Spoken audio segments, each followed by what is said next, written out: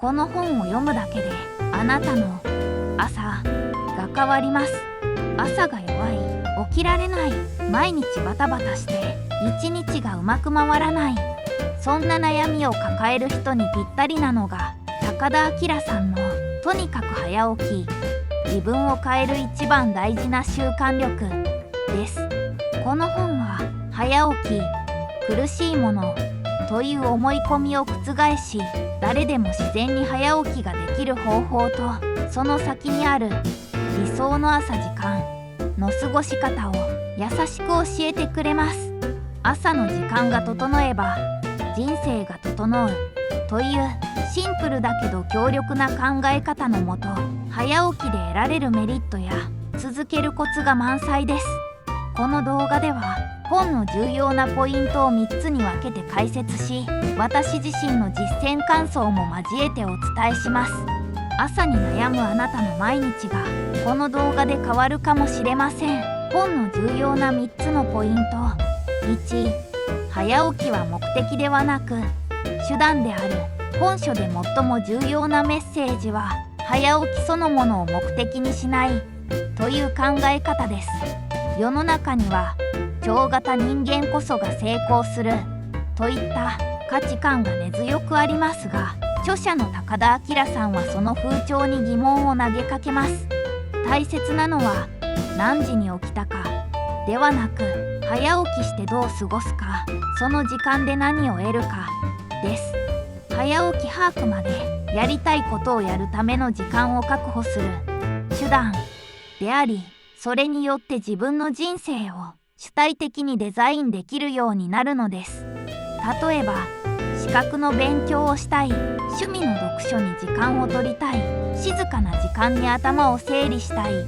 といった目標があれば、そのために朝という時間を活用する。こうして目的とセットにすることで、早起きはただの習慣ではなく、自分らしい生き方の土台になっていくのです。2、小さなステップと仕組み化で誰でも続けられる。早起きを習慣にするためには、気合や根性よりも仕組みが重要です。本書ではまずは5分だけ早く起きるなど、誰でも無理なく始められる方法が紹介されています。最初から完璧を目指す必要はないと明言されており、これが読者の心理的ハードルを下げてくれます。さらに著者は前夜の準備も重視しています。例えば、起きたらすぐにやることを決めておいたり、カーテンを少し開けておいて自然光で目覚めやすくしたりと、環境面からもサポートする工夫が詰まっています。また本書ではご褒美設定も有効なテクニックとして紹介されています。早起きできた日は好きなコーヒーを飲む、音楽を聴くなど、ポジティブな感情と結びつけることで、脳が早起き、快感と学習し、継続しやすくなります。こうした仕組みと工夫の積み重ねが三日坊主で終わらない秘訣です。3、朝の過ごし方をデザインすることで一日が変わる。早起きに成功しても時間をうまく使えなければ意味がありません。本書では起きた後何をするかを重視しています。例えばストレッチや軽い運動、日記、瞑想、今日のタスク確認など、脳と心と体を目覚めさせるアクションがいくつも紹介されています。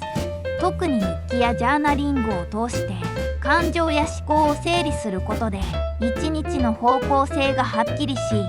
集中力も高まるとされています。この内省の時間を毎朝確保することで、日々の行動に一貫性が生まれ、モチベーションの波にも左右されにくくなるのです。また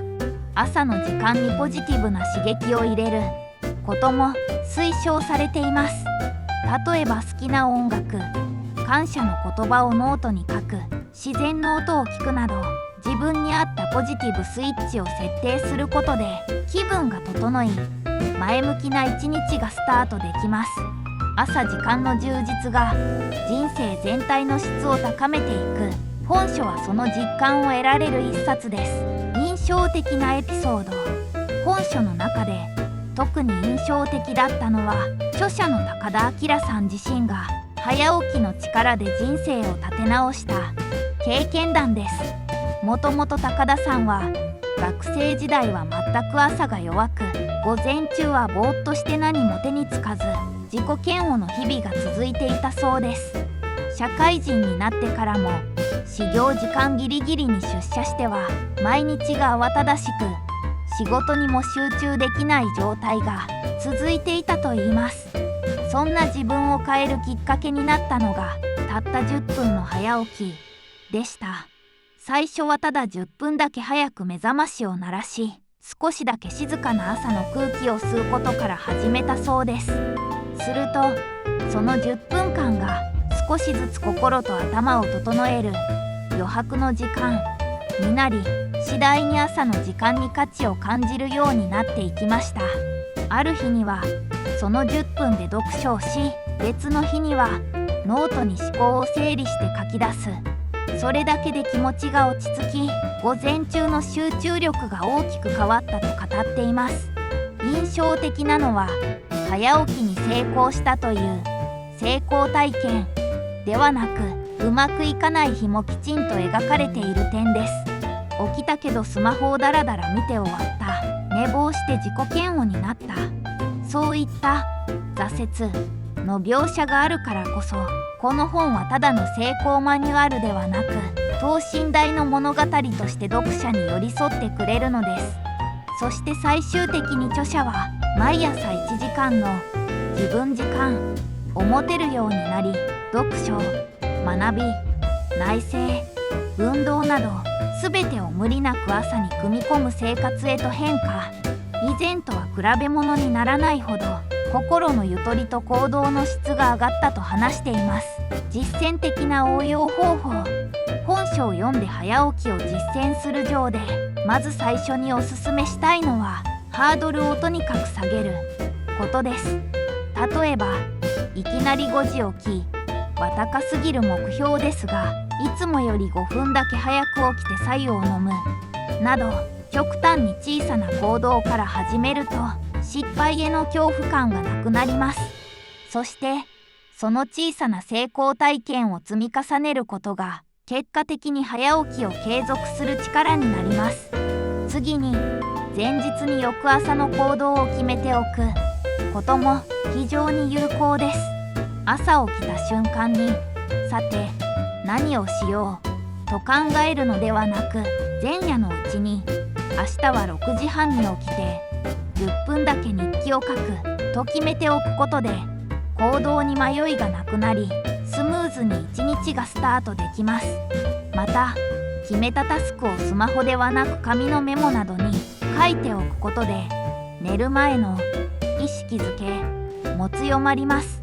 環境を整えることも欠かせません。目覚ましをベッドから離れた場所に置く、遮光カーテンを少し開けて自然光で目覚めるなど、物理的な仕掛けを作るだけでも朝のリズムは大きく変わります。また、起きた直後のご褒美を用意しておくのもおすすめです。好きな音楽、香り、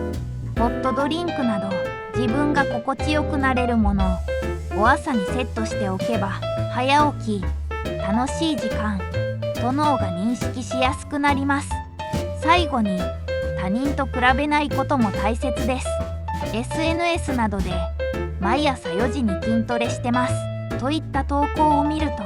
自分との差に落ち込むかもしれませんが、早起きの目的は他人に勝つことではなく、自分の生活をより良くすること。自分のペースで自分の目的のために無理なく気持ちよく続ける、その姿勢こそがこの本が伝える早起き術の本質です。まとめです。とにかく早起き、自分を変える一番大事な習慣力は、ただ早起きするテクニックを紹介する本ではありません。自分の人生を自分の意思で前に進めるための朝時間の使い方を丁寧に教えてくれる一冊です。早起きが苦手でも、やる気が続かなくても大丈夫。大切なのは小さく始めて心地よく続けていくこと、そして朝の時間を自分のために使うと決めるだけで一日、そして人生の質が大きく変わります。この本を読めばあなたにとっての理想の朝がただの理想ではなく日常になる未来が見えてくるはずです。まずは明日ほんの5分だけいつもより早く起きてみませんか。最後までご視聴いただきありがとうございました。今回は高田明さんのとにかく早起きを通して早起きの本当の意味や朝時間の力について深掘りしてみました。実際に私も小さな工夫を取り入れるだけで朝の過ごし方がガラッと変わり、一日が前向きにスタートできるようになったと実感しています。早起きは辛いものだと思っていた方にこそぜひ一度試してみてほしいです。